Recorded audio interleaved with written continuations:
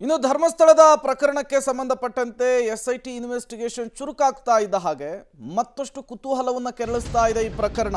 ಯಾಕೆಂದ್ರೆ ಈ ಅನಾಮಿಕ ವ್ಯಕ್ತಿಯ ನಡೆ ಈಗ ಮತ್ತಷ್ಟು ಕುತೂಹಲಕ್ಕೆ ಕಾರಣವಾಗ್ತಾ ಇದೆ. ನಿನ್ನೆ 8 ಅಡಿ ಆಳಕ್ಕಾಗಿದ್ರೂ ಕೂಡ ಸಣ್ಣದೊಂದು ಕುರುಹು ಸಿಕ್ಕಿಲ್ಲ.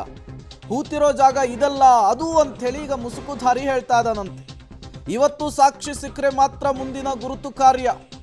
ಎಸ್ಐಟಿಗೆ ಸವಾಲಾಗಿಬಿಟ್ಟಿದೆ ಈ ಕಳಬರಹವನ್ನ ಪತ್ತೆ ಮಾಡುವಂತಹ ಕಾರ್ಯ. ಒಟ್ಟು 13 ಜಾಗ, ಅದರಲ್ಲಿ ಒಂದು ಜಾಗವನ್ನು ಅಗೆಯಲಾಗಿದೆ. ಸಣ್ಣದೊಂದು ಸಾಕ್ಷಿ ಕೂಡ ಸಿಕ್ಕಿಲ್ಲ. ಈಗ ಈ ಜಾಗ ಅಲ್ಲ ಅದು, ಆ ಜಾಗ ಅಲ್ಲ ಇದು ಅಂಥೇಳಿ ಈ ಅನಾಮಧೇಯ ವ್ಯಕ್ತಿ ಹೇಳ್ತಾ ಇರುವಂತಹ ವಿಚಾರ ಗೊತ್ತಾಗ್ತಾ ಇದೆ. ಹಾಗಾಗಿ ಜಾಗವನ್ನು ಗುರುತಿಸಬೇಕಾದಾಗ ಇದ್ದಂತಹ ಕಾನ್ಫಿಡೆನ್ಸ್ ಲೆವೆಲ್ಲು ಈಗ ಆತನಿಗೆ ಕಡಿಮೆ ಆಗಿದೆ. ಯಾವಾಗ ಮೊದಲ ಜಾಗವನ್ನು ಅಗದಾಗ ಸಿಗ್ಲಿಲ್ವೋ ಈಗ ಕಡಿಮೆ ಆಗಿದೆ ಅನ್ನೋದು ಗೊತ್ತಾಗ್ತಾ ಇದೆ.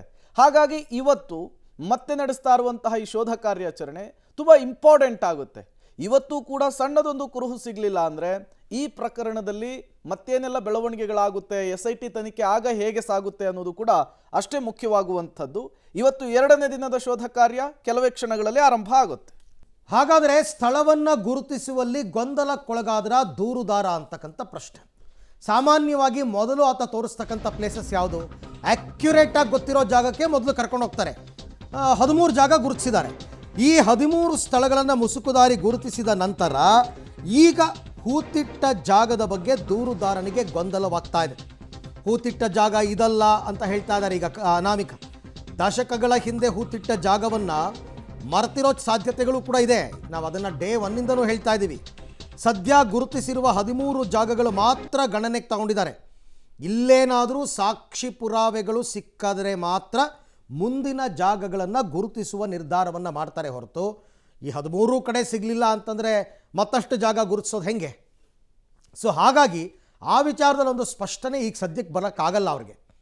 ನಿಮಗೆ ಫಸ್ಟು 13 ಜಾಗನೂ ಉತ್ಖನನ ಮಾಡ್ತಾರೆ. ನೋಡಿ, ಕರೆಕ್ಟ್ ನನ್ನ ಕೊಲೀಗ್ ದೀಪಕ್ ಹೇಳ್ತಾ ಇದ್ದಿದ್ದು, ಇದೊಂದು ಕೆಲಸಕ್ಕೆ ಅಂತ ನೂರಾರು ಸಿಬ್ಬಂದಿಯನ್ನು ಅವರ ಬೇರೆ ಬೇರೆ ಕೆಲಸ ಕಾರ್ಯಗಳನ್ನೆಲ್ಲ ಬಿಟ್ಟು ಇದೊಂದು ಕಾರ್ಯಕ್ಕೆ ನಿಯೋಜನೆ ಮಾಡಿದ್ದಾರೆ.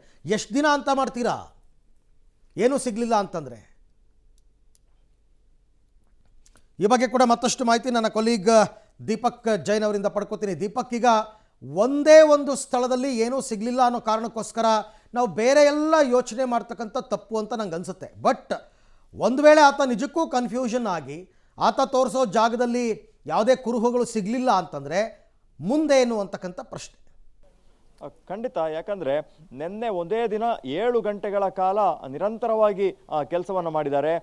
ಬೆಳಗ್ಗೆ 11 ಗಂಟೆ ಸುಮಾರಿಗೆ ಆರಂಭವಾದಂತಹ ಈ ಉತ್ಖನನ ಕೆಲಸ ಮಧ್ಯಾಹ್ನದವರೆಗೂ ಕೂಡ ಸಾಗಿತ್ತು. ಆನಂತರ JCB ಬರುವ ಒಂದು 15 ನಿಮಿಷ ಮಾತ್ರ ಬ್ರೇಕನ್ನು ಅಧಿಕಾರಿಗಳು ತಗೊಂಡಿರುವಂಥದ್ದು ಮತ್ತು ಸಿಬ್ಬಂದಿಗಳು ತಗೊಂಡಿರುವಂಥದ್ದು.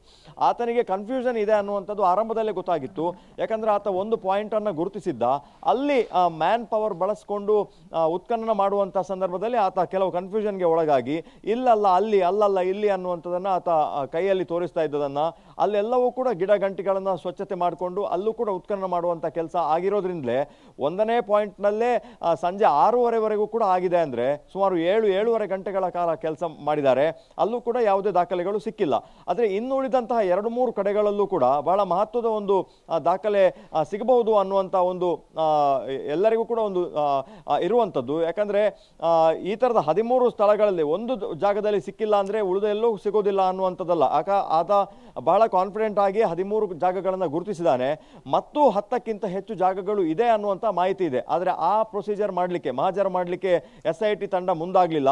ಯಾಕಂದರೆ ಈ ಮೊದಲು ಗುರುತಿಸಿದಂಥ 13ರಲ್ಲಿ ಯಾವುದಾದ್ರೂ ದಾಖಲೆಗಳು ಸಿಕ್ಕರೆ ಮಾತ್ರ ಅದನ್ನು ಮಾಡುವಂಥ ಸಾಧ್ಯತೆ ಇದೆ. ಹಾಗಾಗಿ ಇವತ್ತು 2ರಿಂದ 3 ಕಡೆಗಳಲ್ಲಿ ಉತ್ಖನನ ಮಾಡಿ ಯಾವುದಾದ್ರೂ ಸಾಕ್ಷಿ ಪುರಾವೆಗಳು ಸಿಗ್ತದ, ಕಳೆಬರದ ದೇಹದ ಭಾಗಗಳು ಸಿಗ್ತದ ಅನ್ನುವಂಥದ್ದನ್ನು ಇವತ್ತು ಮಾಡಲಿಕ್ಕಿದ್ದಾರೆ. ಹಾಗಾಗಿ ಅಧಿಕಾರಿಗಳಿಗೂ ಕೂಡ ಇದು ದೊಡ್ಡ ಟಾಸ್ಕ್. ಯಾಕಂದರೆ ಕ್ರೈಮ್ ನಡೆದು 15-20 ದಿವಸ, 1 ತಿಂಗಳ ಒಳಗಾದರೆ ಸಾಕಷ್ಟು ಸಾಕ್ಷಿಗಳು ಸಿಗ್ತದೆ. ಇದು 20 ವರ್ಷದ ಹಿಂದಿನ ಪುರಾವೆಗಳು ಆಗಿರೋದ್ರಿಂದ, ಆ ಕೇಸ್ಗಳು ಆಗಿರೋದ್ರಿಂದ ಅವತ್ತಾದ ಕೇಸ್ ಫೈಲ್ಗಳು ಮತ್ತು ಇವತ್ತು ಆ ಜಾಗದಲ್ಲಿ ಯಾವುದಾದ್ರೂ ಕಳೆಬರಗಳು ಸಿಗ್ತದ ಅನ್ನುವಂಥದ್ದನ್ನು ಹುಡುಕಾಟ ಮಾಡುವುದು ಅಷ್ಟು ಸುಲಭದ ಟಾಸ್ಕ್ ಅಲ್ಲ. ಹಾಗಾಗಿ 3 ಜನ IPS ಲೆವೆಲ್ನ ಅಧಿಕಾರಿಗಳು ಮತ್ತು 25ಕ್ಕಿಂತ ಹೆಚ್ಚು ತಂಡ ಈ SIT ಟೀಮ್ನಲ್ಲಿ ಇದೆ. ಅದರ ಜೊತೆಗೆ ತಹಶೀಲ್ದಾರ್ಗೆ ಸಂಬಂಧಪಟ್ಟ ಹಾಗೆ, ಗ್ರಾಮ ಪಂಚಾಯತ್ಗೆ ಸಂಬಂಧಪಟ್ಟ ಹಾಗೆ ಅಧಿಕಾರಿಗಳ ತಂಡ, ಫೊರೆನ್ಸಿಕ್ ತಂಡ ಎಲ್ಲವೂ ಸೇರಿ ಸುಮಾರು 100ಕ್ಕಿಂತ ಹೆಚ್ಚು ಜನ ಇದರ ಹಿಂದೆ ಬಿದ್ದಿರೋದು. Arvind. Right Deepak, thank you ತಮ್ಮೆಲ್ಲ ಮಾಹಿತಿಗೆ ಧನ್ಯವಾದ. ಬಟ್ ನೋಡೋಣ, ಒಂದೇ ದಿನಕ್ಕೆ ಈ ನಿರ್ಧಾರಕ್ಕೆ ಬರೋಕ್ಕಾಗಲ್ಲ. ಇವತ್ತು ನಾಳೆ ಎಲ್ಲ ಉತ್ಖನನ ಆಗಲಿ, ಆಮೇಲೆ SIT ಅವರು ಒಂದು ನಿರ್ಧಾರಕ್ಕೆ ಬರ್ತಾರೆ ಮುಂದೆ ಏನು ಮಾಡಬೇಕು ಅಂತ. ಬಟ್ ಇವತ್ತಂತೂ 10:30 ವೇಳೆಗೆ ನೆನ್ನೆಯ ರೀತಿಯಲ್ಲೇ ಮಣ್ಣನ್ನು ಅಗೆದು ಭೂಮಿಯ ಒಳಗಡೆ ಏನಾದರೂ ಅಸ್ಥಿ ಪಂಜರಗಳು ಸಿಗುತ್ವಾ ಅಂತಕ್ಕಂಥದ್ದನ್ನು ಪತ್ತೆ ಹಚ್ಚುವ ಕಾರ್ಯ ಮುಂದುವರಿಯುತ್ತೆ.